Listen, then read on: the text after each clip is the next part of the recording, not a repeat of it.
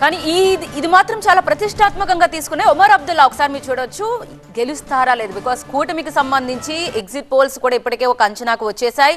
కాంగ్రెస్ ఎన్సీకి సంబంధించి రిజల్ట్స్ ఎలా ఉండబోతున్నాయో మనం చూడాలి.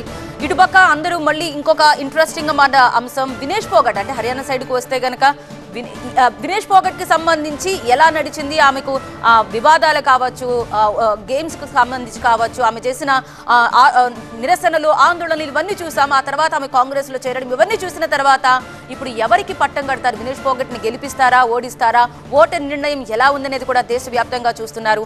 మొత్తం మీద 9 గంటల కల్లా మనకి దీనికి సంబంధించి తొలి రౌండ్ విషయంలోనే ఒక చిన్న క్లారిటీ రాబోతోంది. ఇక 11 గంటలకి ఒక ట్రెండ్కి సంబంధించి కూడా మనకి ట్రెండ్స్ బయటకు వచ్చేస్తాయి. ఇక పూజలు చేస్తున్నారు ఒక పక్క, రైనా అయితే ఏకంగా పూజలు చేస్తున్న దృశ్యాలు ఇప్పటి వరకు మనం చూసాం. ఇక కాంగ్రెస్ అయితే ఆల్రెడీ సెలబ్రేషన్స్ మొదలు పెట్టేసి, బికాజ్ 1-2 కాదు మాక్సిమం ఎగ్జిట్ పోల్స్ అన్ని కూడా కాంగ్రెస్ గెలవబోతోంది అని తమ అంచనాను బాహాటంగా చెప్పిన నేపథ్యంలో ప్రస్తుతం కాంగ్రెస్ ఆల్రెడీ సెలబ్రేషన్స్ మోడ్లోకి వెళ్ళిపోయింది. సో ప్రస్తుతం తొలి రౌండ్ కి సంబంధించి కౌంటింగ్ అయితే మొదలైంది.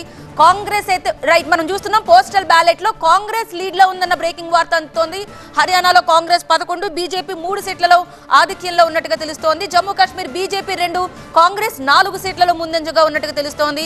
పోస్టల్ బ్యాలెట్ కు సంబంధించిన బ్రేకింగ్ వార్త, పోస్టల్ బ్యాలెట్ 2 ప్రాంతాల్లోనూ అంటే హర్యానా కావచ్చు ఇటు జమ్మూ కాశ్మీర్ కావచ్చు రెండిట్లోనూ పోస్టల్ బ్యాలెట్ లో కాంగ్రెసే ముందంజలో ఉన్నట్టుగా మనకి తెలుస్తోంది. ఈవెన్ రాహుల్ కూడా దీనికి సంబంధించి ఎన్నో ప్రకటనలు చేశారు, యాత్రలు చేస్తూ వచ్చారు. మొత్తం మీద ఈసారి కాంగ్రెసే గెలుస్తుందన్న ధీమా వ్యక్తం చేస్తూ వచ్చారు. ఇప్పుడు మనం చూస్తున్నాం హర్యానా అండ్ జమ్మూ కాశ్మీర్లో ఫస్ట్ పోస్టల్ బ్యాలెట్ లో కాంగ్రెస్ ముందంజలో ఉన్నట్టుగా తెలుస్తోంది.